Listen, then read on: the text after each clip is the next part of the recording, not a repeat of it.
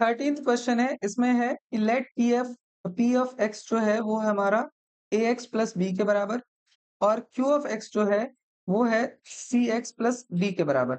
अब हमें ये दो लीनियर पॉलिनोमियल दिए गए हैं और कुछ तीन कंडीशन दी गई है कि graph of p x passes through the points 2,3 and 6,11। मतलब जो पी एक्स है ये हमारा 2,3 से भी पास होता है और 6,11 से भी पास होता है।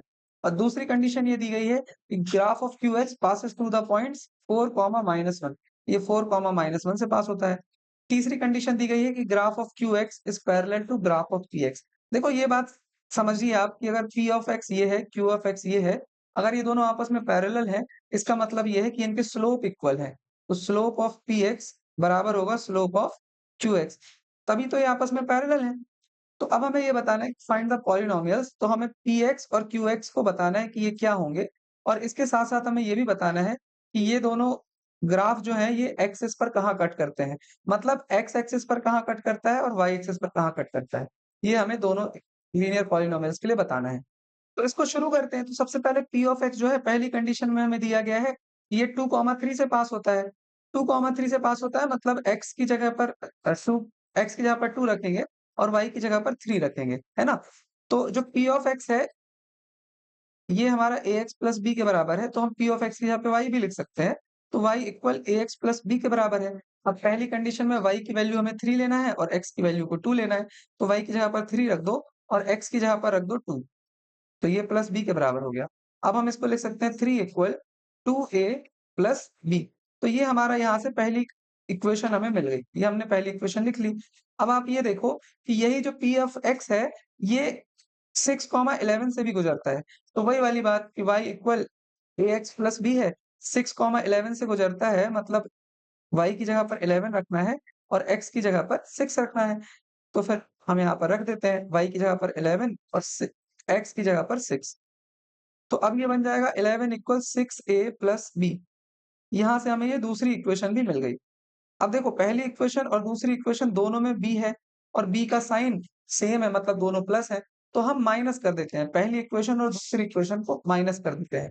तो हम यहाँ लिख देते हैं कि 2 को 1 से जब हम माइनस कराएंगे, तो हमने आपको सिखाया है पिछले क्वेश्चंस में भी कि लेफ्ट को लेफ्ट से माइनस करते हैं। तो 11 माइनस 3 इक्वल हो जाएगा, राइट में देखो 6a प्लस बी था और फिर ये माइनस का साइन और फिर ये है 2a प्लस बी।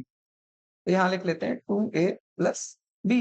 अभी 11 माइनस 3 करेंगे तो 8 आ जाएगा और ये बन जाएगा हमारा 6a प्लस बी और ये माइनस का साइन अंदर मल्टीप्लाई होगा तो 2a माइनस का हो गया और प्लस माइनस बी भी माइनस का हो गया।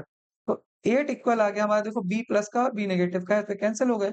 और यहाँ 6a माइनस 2a करेंगे तो 4a आ जाएगा और यहाँ से a की वैल्यू हमें मिल जाएगी 4 जो है वो डिवाइड हो जाएगा ना 8 से, तो a की वैल्यू हमें मिल गई 2। देखो हमें पी एक्स और क्यू एक्स बताना है तो ए बी सी डी की वैल्यू ही बताना है।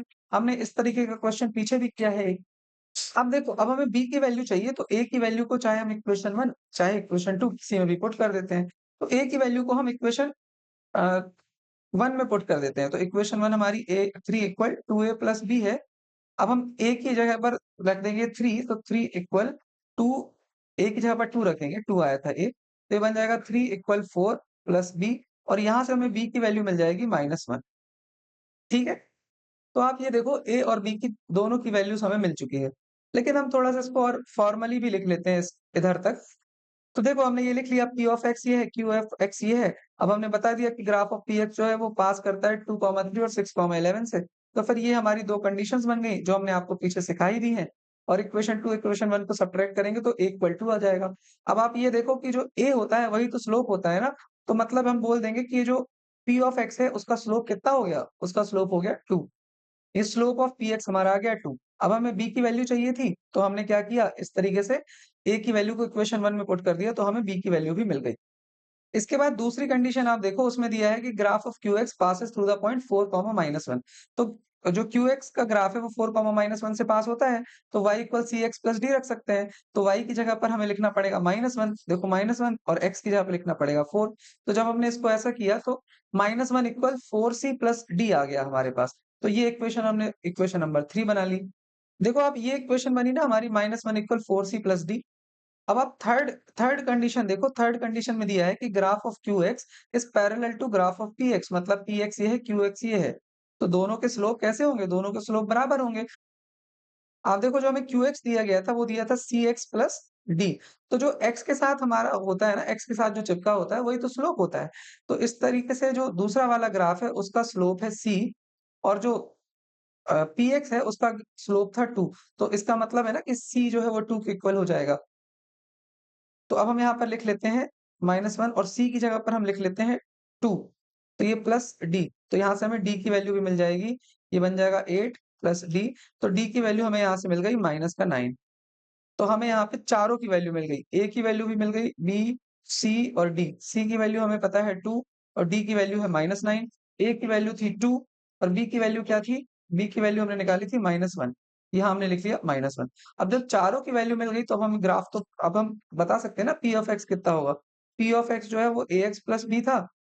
तो ए जो है हमारा वो है 2, तो 2x -1 ये हमारा हो जाएगा px। और जो qx है ये था cx प्लस d। तो qx हो जाएगा हमारा, c की वैल्यू है 2 और d की वैल्यू है -9। तो यहाँ से px और qx दोनों हमें मिल गए। इसके बाद अब हम इसको थोड़ा अच्छी राइटिंग में भी लिख लेते हैं। तो ये हमारा इस तरीके से बन जाएगा, graph of q x is parallel to graph of p x. ये सब हमने लिख लिया। तो स्लोप सी जो है 2 के बराबर हो गया और फिर हमने इसको डी की वैल्यू यहाँ से निकाल ली और पीएक्स और क्यूएक्स की वैल्यू हमें मिल गई। अब हमारा जो लास्ट पार्ट रह गया है इस क्वेश्चन का, वो ये रह गया है कि ये एक्सेस को कहाँ पर कट करते हैं। तो जो पी ऑफ एक्स है हमारा वो है 2x-1। देखो पी एक्स जो है वो है 2x-1 और जो क्यू एक्स आया है हमारा वो आया है 2x-9। 2x-9। देखो हमने 2.6 एक्सरसाइज है उसमें ग्राफ करे थे, तो हमें पता है कि इसकी जो स्लोप है वो स्लोप 2 है, यहाँ भी स्लोप 2 ही है और यहाँ पे y इंटरसेप्ट जो है वो -1 है और यहाँ पे जो y इंटरसेप्ट है वो -9 है। इसका मतलब है कि अगर ये -1 है और ये मान लो -9 है, तो px जो है उसका ग्राफ इस तरीके से बनेगा और qx है उसका ग्राफ इस तरीके से बनेगा। तो हमें ये बताना है कि जो Px है और Qx है ये एक्सिस को कहाँ कट करते हैं? Y एक्सिस और Qx को, Y एक्सिस और X एक्सिस को कहाँ कट करता है? तो P ऑफ X जो है ये Y एक्सिस को देखो -1 पे कट करेगा, Y इंटरसेप्ट हमें पता ही है। तो Y इंटरसेप्ट जो है वो 0, -1 हो जाएगा। और X एक्सिस को कहाँ कट करता है ये कैसे हम बताएंगे? देखो आप, ये हम ऐसे बताएँगे कि इसको हम लिख सकते हैं P ऑफ x मतलब y इक्वल 2x-1। अब x एक्सिस पर कोई भी पॉइंट होता है, वहाँ पर y की वैल्यू तो 0 होती है।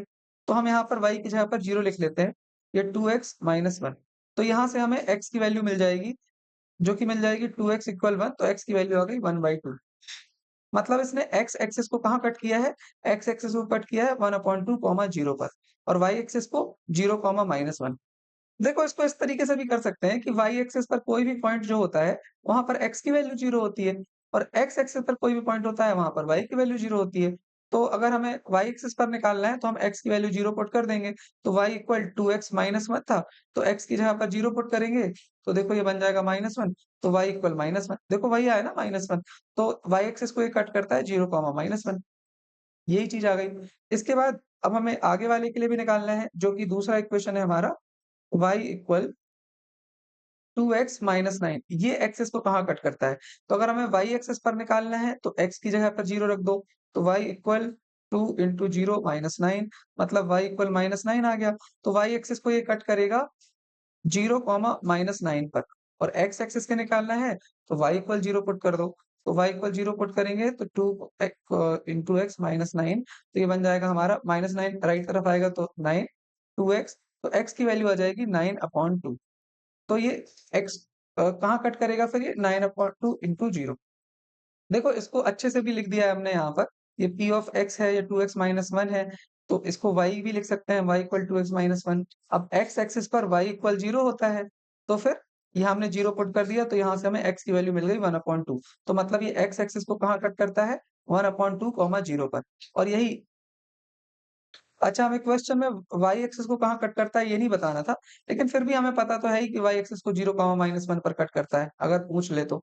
इसी तरीके से दूसरा वाला इक्वेशन है qx इक्वल 2x-9। तो यहाँ पर हमें x एक्सिस पर जो है y इक्वल 0 हो जाएगा, तो यहाँ y इक्वल 0 रख दिया, तो फिर हमें यहाँ से 9/2 मिल गया।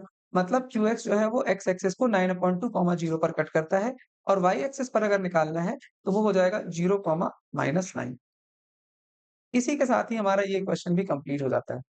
आपको रिवीजन के लिए अगर इनका पीडीएफ देखना है तो आप टेलीग्राम में जाकर के डाउनलोड कर सकते हैं और इसी तरीके से आपको बाकी चैप्टर्स के भी सॉल्यूशंस देखने हैं तो आप डिस्क्रिप्शन में जाकर के देख सकते हैं। हम मिलेंगे नेक्स्ट वीडियो में। Have a nice day. Bye bye.